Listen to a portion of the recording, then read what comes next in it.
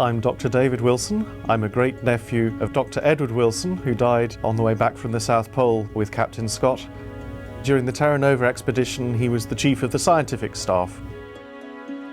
Uncle Ted had taught himself over the years to become a very fine field naturalist in all the branches of natural history, but in particular ornithology. He was a specialist in birds, and on the Antarctic expeditions became a specialist in penguins, particularly the emperor penguin. He'd also taught himself to become a remarkable illustrator and painter in the course of his field work.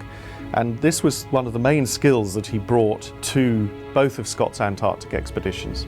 He would paint animals and birds and so on, the specimens as they were found in life, shortly before they were preserved to come back to the museum. So there's a wonderful example here, and it records all the colours and the details of the eye colour and all that sort of thing that would be lost the moment the specimen is preserved. So the idea is by the time you get this specimen back to the museum for the scientists to look at, they can then compare it to the painting of the animal, and they can actually get the coloration and the details of the specimen. So extremely important work. He did it for all the fish that were collected, all the birds that were collected, all the parasites in penguin guts and seal guts and so on.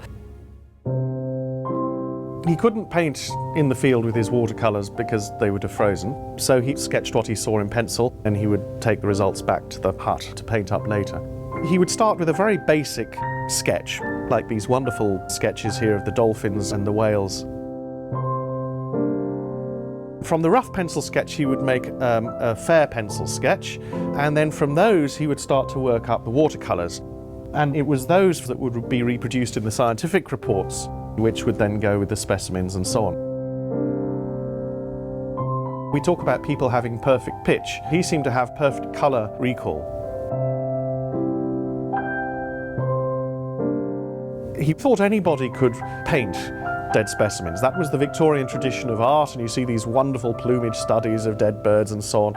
But he wanted to reproduce the life of the animal or the bird on the page. He always tried to work from live specimens where he could, and from observations directly in the field.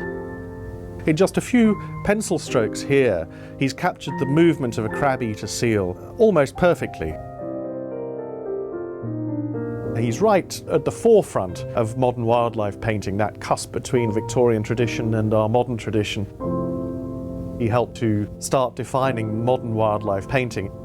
So there was a lot going on this expedition in terms of illustration, which most people simply don't know about.